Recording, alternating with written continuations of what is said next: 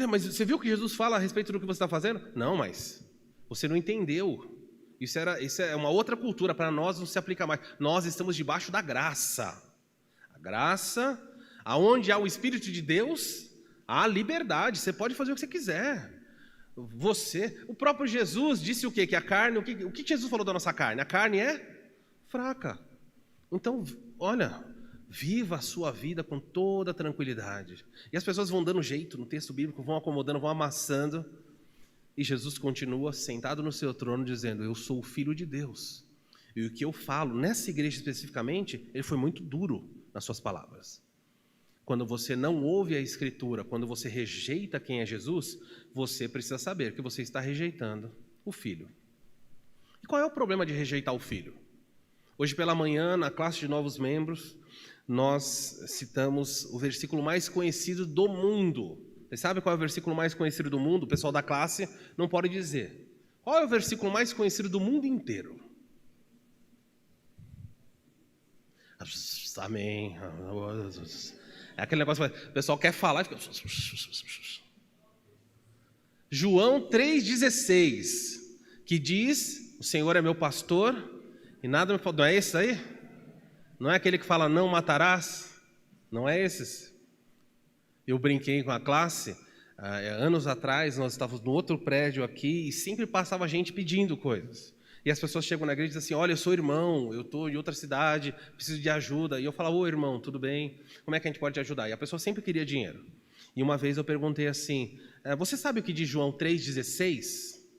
A pessoa não fazia a menor ideia do que era. Eu falei, não, isso não é irmão não. Então se você não sabe João 3,16, é bom começar. O mais famoso do mundo, é o versículo mais traduzido para qualquer tribo, povo, nação. É esse versículo.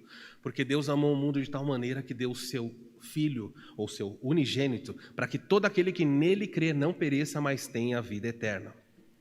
Ah, lindo! Mas quantos sabem João 3,36? João 3,36. Esse texto precisa ser aprendido também. João 3,36 diz, quem crê no Filho tem a vida eterna. Já tem. Quem todavia permanece rebelde contra o Filho não verá a vida, mas sobre ele repousa a ira de Deus.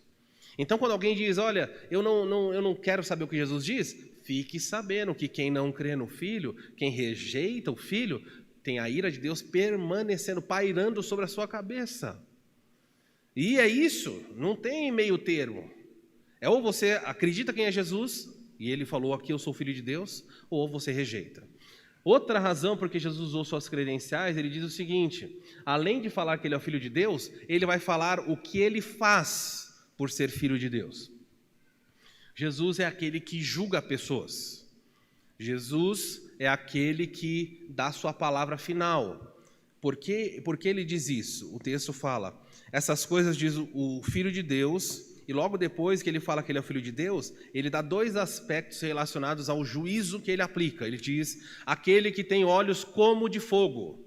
Lembra que a palavra como, quando aparecer aqui, são olhos semelhantes ao fogo. Qual é a função do fogo? O que ele quer dizer aqui? Quando você põe fogo no mato, o fogo consome. Quando você põe fogo numa casa, o fogo invade, ele passa por tudo. Não dá para deter o fogo. E ele está dizendo, os meus olhos são como chamas, labaredas de fogo. Quando eu olho para a igreja, os meus olhos invadem, prescrutam. Não dá para você ter uma vida escondida, embora muitos tentam. Ah, Senhor, o culto começa, e você fala, Senhor, como eu te amo. Os olhos dele já invadiam, já sabe se você ama ou não. Senhor, na minha casa o Senhor está em primeiro lugar. É lindo. A boca fala, mas Jesus vê o coração. O nosso culto começou hoje à noite. Jesus ouviu o que você falou, mas ele ouviu mais o seu coração. Sabe por quê? Porque pode existir uma dicotomia entre a sua boca e o seu coração. É mais fácil falar, eu te amo, do que praticar o amor. É mais fácil dizer, Senhor, eu te honro. Porque Jesus certa vez disse em Mateus, por que vocês me chamam de Senhor, Senhor, e não fazem o que eu digo? Esse povo me honra com os lábios, mas seu coração está longe de mim. Será que isso acontece no meio da igreja cristã? E nós cantamos músicas lindas. Eu só confio no Senhor. Ele falou, mas você estava ontem reclamando. Não é assim? Se o sol chegar a escurecer, ou seja, se as nuvens cobrirem o céu e chegarem os problemas, eu só confio no Senhor. É lindo. A gente arrepia quando canta, não é? Mas chega a primeira nuvenzinha e pronto. Então cuidado. Você precisa conhecer esse Jesus que tem olhos que sondam, invadem. De modo que o seu coração devia ter um profundo temor que quando você chegue na igreja para um culto, você deveria se sentar e falar: Senhor, cheguei, pecador, salvo pela sua graça, em alguns casos, outros não, mas salvo se for um crente. Cheguei aqui, Senhor, Tu sabes como foi minha semana, o Senhor sabe quantas vezes eu reclamei e murmurei, o Senhor sabe como anda a minha vida devocional, se é que eu tenho vida devocional. E daqui a pouco, Senhor, vão tocar músicas aqui, eu vou dizer coisas que são mentiras, não as letras, mas são mentiras na minha vida. Eu não estou vivendo isso. E esse tempo de preparação do culto é essencial, porque é o tempo em que você ganha ou perde o culto. Para você vai ser bênção ou vai ser só uma rotina. Talvez é o tempo de vocês no começo do culto se humilhar e falar: Senhor, toca os meus lábios, eu sou alguém de lábios impuros e agora eu vou falar coisas para o Senhor. Talvez você chegou brigando com alguém na sua casa. Talvez a semana foi desafiadora para você. Você não pode simplesmente chegar na casa, entenda o que eu vou dizer com casa do Senhor, não é o templo, com o povo do Senhor, salvo pela graça, mas sujo ainda, porque nós pecamos, e ousar chegar na presença de Deus sujo. Daqui a pouco nós vamos celebrar a ceia do Senhor. Como crentes vamos celebrar a ceia do Senhor, e Paulo diz: examine-se o homem a si mesmo. Por quê? Porque ele fala: você não pode chegar na mesa do Senhor profanando a mesa com a sua impureza. Assim como não é certo você chegar na mesa da sua casa e pegar a mão suja, toda contaminada, e vai pegar coisa para comer. É errado. Muito mais na vida e na esfera espiritual. Quando você lembra que Jesus é o Filho de Deus e que os olhos dele são como chamas de fogo, vai mudar a postura quando você chega para cultuar. Talvez você não tenha coragem de levantar a cabeça e olhar para os olhos dele. Foi o que aconteceu com aquele homem que chegou no templo e olhou para baixo e falou: ser propício a mim, sou pecador. Mas é triste ver que a ampla maioria dos crentes age como o fariseu. Pai, graças te dou porque não sou como os demais pecadores aqui. E Jesus fala: aquele que estava no chão voltou para casa justificado e o outro não. Muitas vezes, mesmo igrejas bíblicas desenvolvem muitos crentes com atitudes farisaicas.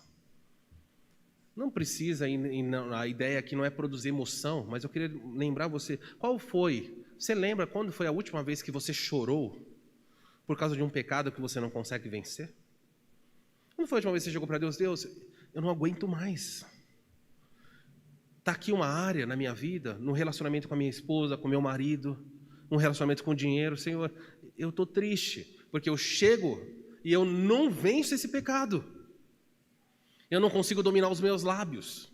Eu ainda falo palavrão. Eu ainda posto as coisas que eu não queria postar. Eu ainda desenvolvo no meu trabalho, na minha família, atitudes que não condizem com o cristianismo. Quando foi que você lamentou por si mesmo? Porque dá a impressão, em muitas igrejas, que as pessoas chegam e está tudo bem. O cristianismo nota 10. Aliás, as pessoas chegam na igreja com a atitude de: pode começar, Senhor, cheguei. Vamos começar o culto.